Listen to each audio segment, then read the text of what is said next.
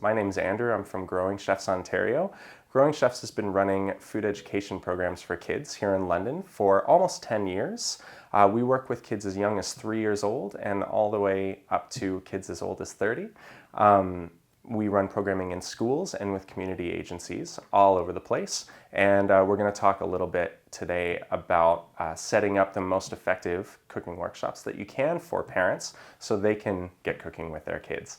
So when we're talking about the two biggest parts of this module, the first one is getting an understanding of what can kids do in the kitchen. The second part that we're going to talk about is how do you get your kids excited about eating new and particularly healthy foods, the kind of foods that kids tend to shrug off.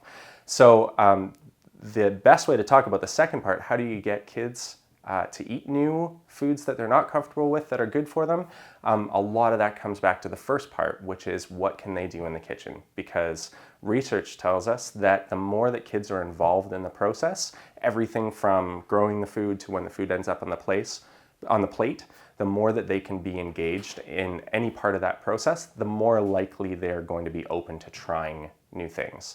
So the first thing that you want to do when you're trying to get your kids an understanding of what kids can do in the kitchen is to really talk about how old they are and what is an age-appropriate task for kids in the kitchen. So if you want to think about it a little bit like running a swimming program, the first thing that you would really talk about in a swimming program is how many kids do I have and how old are they? Because you don't want to put a 4-year-old or a 5-year-old in the swimming pool in a program with a 15-year-old. It just wouldn't make sense. It is all swimming.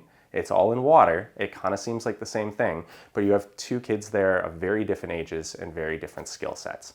So you kind of have to look at the task at hand, whether that's the recipe or whether that's the process of cooking that recipe, and really dissect it down into tasks that are appropriate for kids of the age that you're working with. So starting with the youngest kids kind of between 3 and 6 years old, can start with the simplest tasks like washing fruits and vegetables, finding fruits and vegetables, or just any ingredient items from the pantry or from the fridge. With my kids, and I have 2 girls that are both under 10 years old, they started at 3 years old and just, honey, can you go to the fridge, find me 3 red peppers and bring them back over. They can wash those fruits and vegetables for you and dry them off. They can set tables, they can sort items. You can give them verbally a list of items that they can gather and then kind of get used to that idea of checking off the list. Kids are never too young to learn how to wipe off a table. Just again, the idea when you're working with those really young guys is a lot of those tasks you're just going to have to repeat again afterwards to make sure they were done properly. And when you have kids that are that young, more than the tasks that they're completing, you're laying a foundation where they just have an understanding and a comfort level where they are involved in that process and they start to see what their role is, and then as they get older you can expand on that role. So as soon as kids are over 5 years old, and I say over 5 years old, but really the important part is that parents are comfortable with whatever they're doing with their kids in the kitchen. But as young as 5 or 6 years old, they can start working with a peeler, they can start working with a safe chopper, or some people call them cheese knives, where you can cut up apples and carrots and kind of simple produce. When kids are that age, you start to get them used to the idea of giving them a space to work in, whether it's a cutting board, whether it's an area at the table, and just helping them understand how to keep that space clean and organized. Again, back to that, they can wipe the table off, they can assemble their ingredients together in that space, get it ready for the task. One of the most important things to remember when you're bringing kids into the kitchen is you could spend 20 minutes as a parent setting it up an activity for your kids. You bring them into the kitchen, everybody's excited, and then 3 minutes in, your kids are done. They've done everything that they want to do. They're starting to lose their focus. And the biggest thing to remember is that's okay. Even if all your child did was come in and again, grabbed 1 red pepper from the fridge, brought it over and handed it to you, in their eyes, they helped make dinner. And that's the important thing. And a lot of cooking with really young kids tends to be a lot of work on our part as facilitators or parents, with what seems to be very little payoff. That payoff you start to see come out a year or 2 or 3 or 4 later as they're getting more involved in the kitchen. Back to how do you get your kids to eat healthy foods? We're gonna talk a little bit about some ideas for that. But again, the basic level of how do you get your kids to eat healthy food, you really have to think about it in the same way that you would think about batting averages in baseball. If you're batting 300, which means every 10 at bats you had something successful happen 3 out of those 10 times, which really doesn't seem like that much, or like a very high success level. In baseball, if you're batting 300, you're going to the Hall of Fame, or a very good chance that you're doing that. That's a really, really good average. For parents, if you present 10 opportunities for your kids to try new foods and once or twice they were open to it and found something that they liked, you're doing really, really well. And those 8 or 9 or 7 times that it didn't go very well, you again have to look at it like you're laying that foundation of a comfort level for them to be trying new things.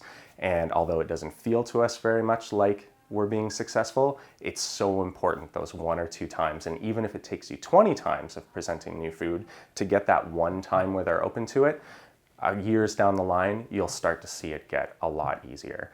And so some of the ways that you can set yourself up for those future successes are trying to create consistency and routine around the cooking process and then around the actual dinner table experience, so like when you're actually eating together.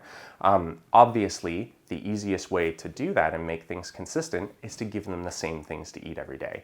But we know that that's not going to serve us in the future. That's going to just lead to having a child who's a picky eater. So what can you make consistent in any of those processes, whether it's cooking or whether it's eating? Well, it can help just to have your family try and gather together, the same people every single day. It can be eating at the same time every day. It can be having them help set the table the same way every day. If, believe it or not, kids can be very affected if you're just sitting at different chairs at the table. There are some studies out there that says, when you have those big family dinners, like around Thanksgiving or maybe Christmas or Easter, any of the big holiday dinners, and you have tons more people come to the house, and are all sitting down at the table together, you might notice that your kids are more reluctant to eat at those times. And a lot of that can just be they're not sitting in the same chair and it doesn't look the same way around the table. So any place that you can find consistency, having their place that you set up their cutting board, having them come in and take part in a task in cooking that's at the same point in the cooking process, anything like that can help to kind of create some consistency and routine for the kids. Things that have worked for my kids are encouraging them to taste new things and not go immediately to the do I like it or do I not like it, and to talk about what their experience is when they're tasting it. What are you tasting? Is it sweet? Is it sour? Is it salty? Is it too spicy? And trying to get them to think about how they would fix it if we were to make the dish again. That might help them be more open to trying new things. And those things that you might hear from your kids, I'll never forget. I heard from my daughter, I just don't like carrots when they're cooked. And in future, I would make the same dish and make sure I gave it to her and would give her some raw carrots on the side. And it turns out she would eat all of everything that we put on her plate. Also, being patient and not getting frustrated, which is an incredibly difficult thing to do when you've made extra effort to get them involved in the process. You've made extra effort. It took you longer to make dinner because you brought your kids into the mix and they were completing some tasks that then you had to redo again afterwards. You're sitting at the table, you're going through these long drawn out processes to help them feel more comfortable, and they still didn't like it. And it's hard not to take that personally and show the kids that you're frustrated. And the place you want to get to is a positive environment where they're making choices. So again, it helps to not assemble your child's plate for them and to let them take food from the center of the table and put it onto their plate.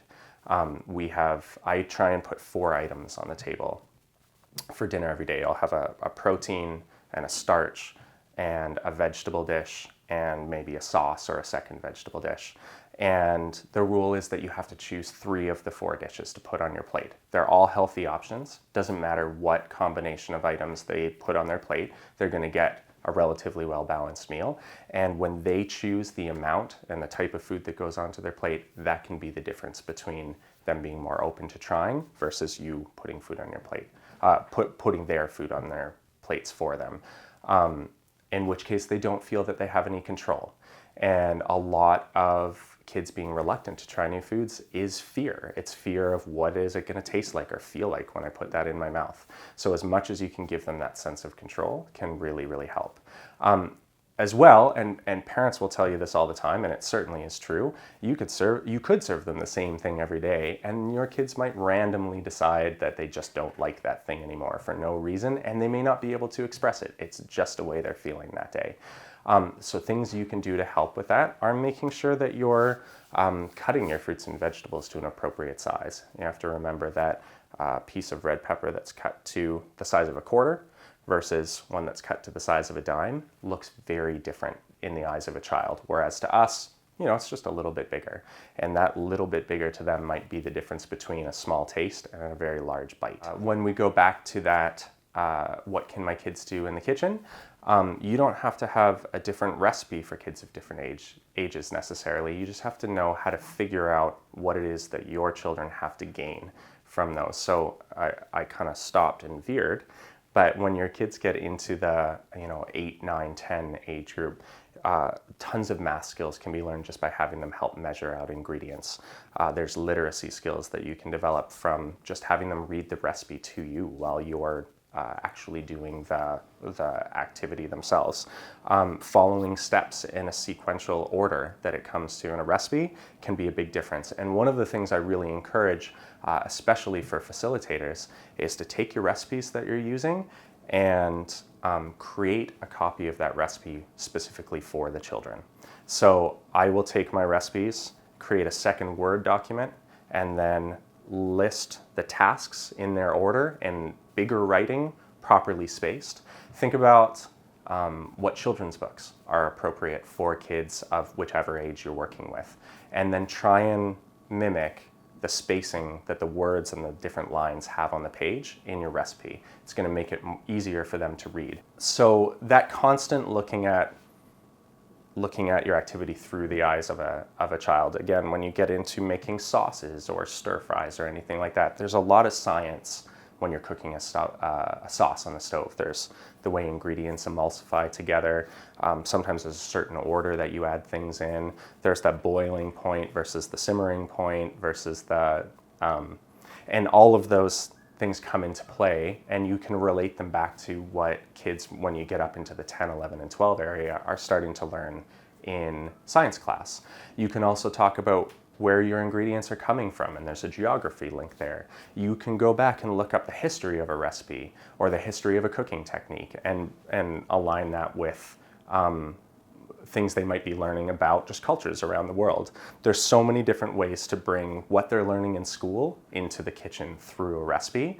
And if you can find a point where you can relate a cooking activity to something that kids are learning in school, you're giving them a starting point where the activity that they're doing is not new to them. They have something to contribute. One of the things we would encourage facilitators, as you're getting ready to do this module, is to think about the collective kitchen module, because there's a chance you may have parents bringing their kids in for the collective kitchen module. This might be something that you want to tackle before you get to that one, so that there's a little bit of a foundation for that cooking with kids that you could bring in.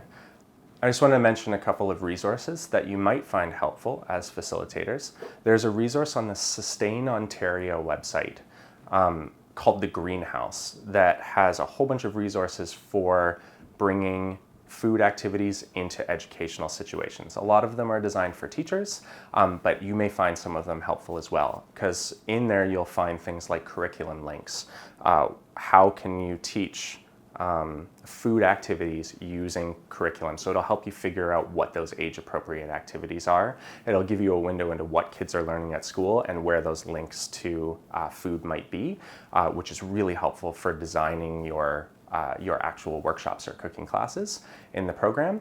And it has resources for funding, there's resources for recipes, so lots of stuff there that you can check out. I know the Middlesex London Health Unit page has lots of healthy recipes on there that are approved by our local dietitians. And keep an eye out for the Child and Youth Network's page as well. They are considering in the future, so if you're watching this in 2017 or onward, you may find a link off of right now what's the InMotion website, referring to a community cooking challenge, which is going to have a lot of helpful links on it as well. You can also check out growingchefsontario.ca because we have tons of information on our website as well. And more than anything, I hope you have fun cooking with the kids in the kitchen, and good luck.